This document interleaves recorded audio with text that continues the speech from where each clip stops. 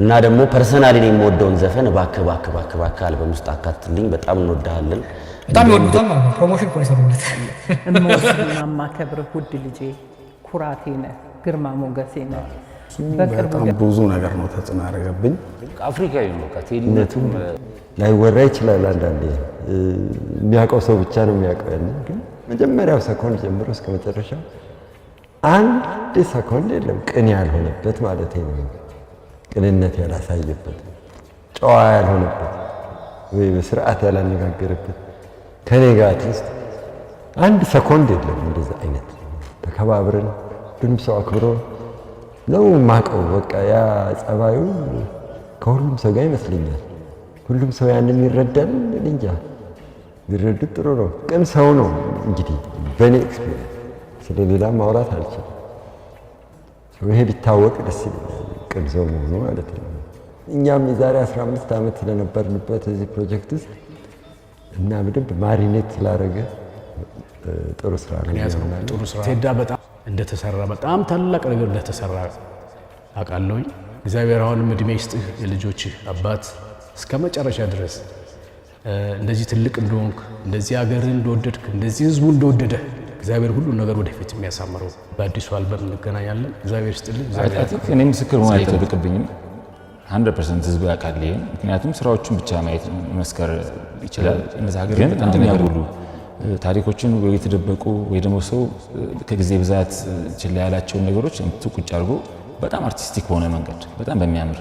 ያዋዛና እንድትሰሚ በሚያደርግ ደግሞ በዛ በሚያምር ዜማዎች እነዚህ ነገሮች ፕራዮሪቲ ሰጥቶ ነው የሚሰራው ያው እኔም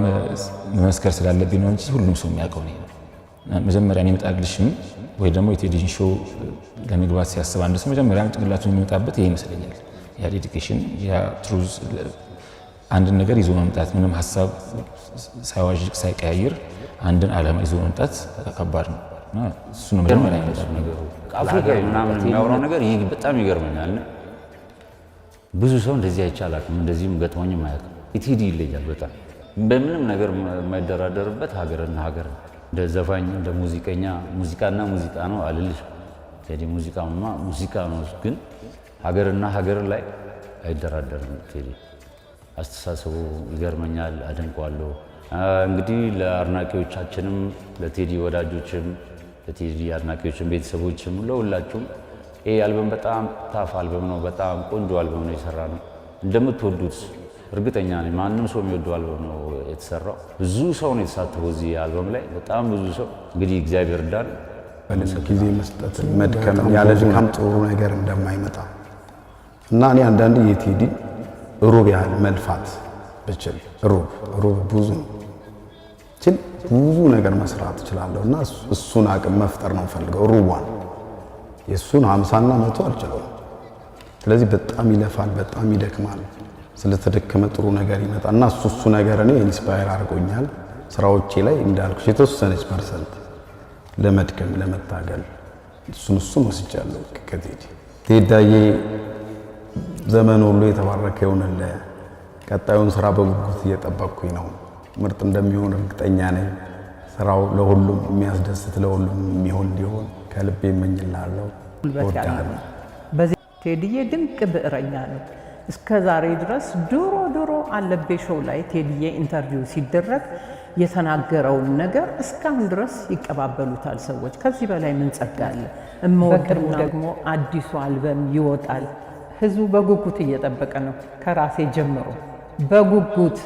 መቼ ነው የሚወጣው ቀኑ ራቀብኝ ቀን ቆጠራ ነው ያለሁት አቃለው ድቅ የሆነ አልበም እንደሚወጣ ቴዲዬ ክብሬ ኩራቴ ነው ምክንያቱም ባንዱ እንዳለ ዘፈኑ ስለሰማው ሌላ ሰው ስላልሰማው እንዴት የሚጣፍጥ ዘፈን እንደሰራ እኛ ስለምናቅ ጉጉታችን በጣም ከህዝቡ በላይ ጨምሯል እንደውና ደምም እንደ ታላቅ ወንድም እንደ ጓደኛም እንደ አለቃም እንደ ሁሉ ነገር ማጠገባችን ደግሞ ስላለን በጣም እናከብራለን እና ቴዲ በሚቀጥለው የሚያወጣው አልበም የተሳካ ያማረ የህዝብ ተቀባይነት የሚኖረው ነው ብዬ ገምታለሁኝ እና እንዲቀነው ደግሞ ቴዲስ ፕሮሞሽን ቦሪ ነው እኔ ለምሳሌ ሙዚቃም ብዙም ስለማልከታተል እንደሚወጣ አላውቅም ነበር